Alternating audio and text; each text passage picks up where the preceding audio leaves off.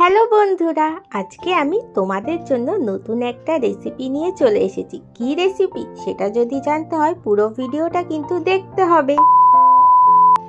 প্রথমে একটা বাটির মধ্যে অল্প কিছুটা সয়াবিন নিয়ে নিতে হবে। তারপরে ওই বাটিটার মধ্যে 1 গ্লাস মতো গরম জল দিয়ে দিতে হবে। গরম জলে তাড়াতাড়ি সয়াবিন একদম নরম হয়ে যায়।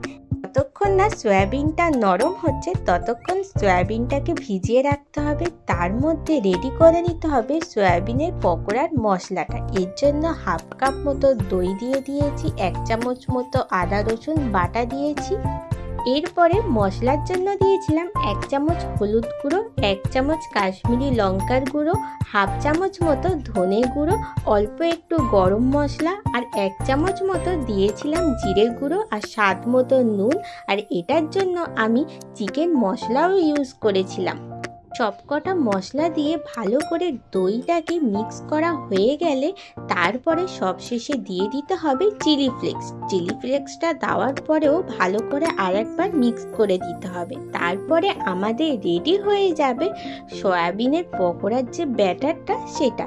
পকোড়ার ব্যাটার রেডি হয়ে যাওয়ার পরে আমরা গরম জলে যে সয়াবিনটাকে ভিজিয়ে রেখে দিয়েছিলাম, গরম জলে সয়াবিনটা একদম নরম তুলতুলে হয়ে গিয়েছে। এরপরে সয়াবিনটাকে আমি জল থেকে তুলে নিয়ে ভালো করে নিগড়ে নিলাম। এরপরে যে ব্যাটারটা রেডি হয়ে গিয়েছিল তার মধ্যে সয়াবিনটাকে দিয়ে দিলাম, দিয়ে ভালো করে মিক্স করে নিলাম।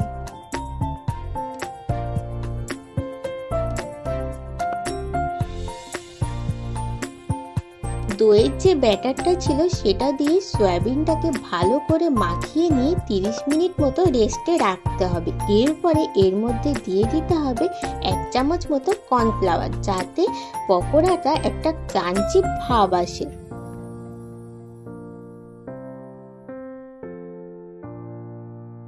এরপর কড়ার মধ্যে একটু বেশি করে তেল দিয়ে দিলাম, যাতে ছাঁকা তেলে পকোড়াগুলোকে ভালো করে ভাজতে পারি।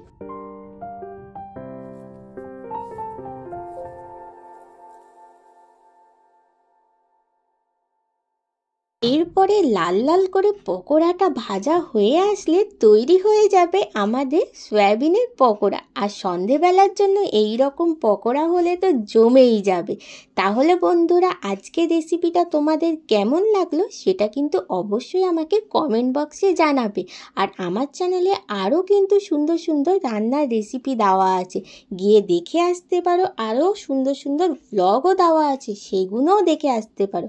যদি ভালো লেগে থাকে অবশ্যই আমার চ্যানেলটাকে লাইক, শেয়ার আর সাবস্ক্রাইব করতে একদমই ভুলবে না। দেখা হবে আর একটা সুন্দর রান্নার রেসিপি নিয়ে। টাটা বন্ধুরা।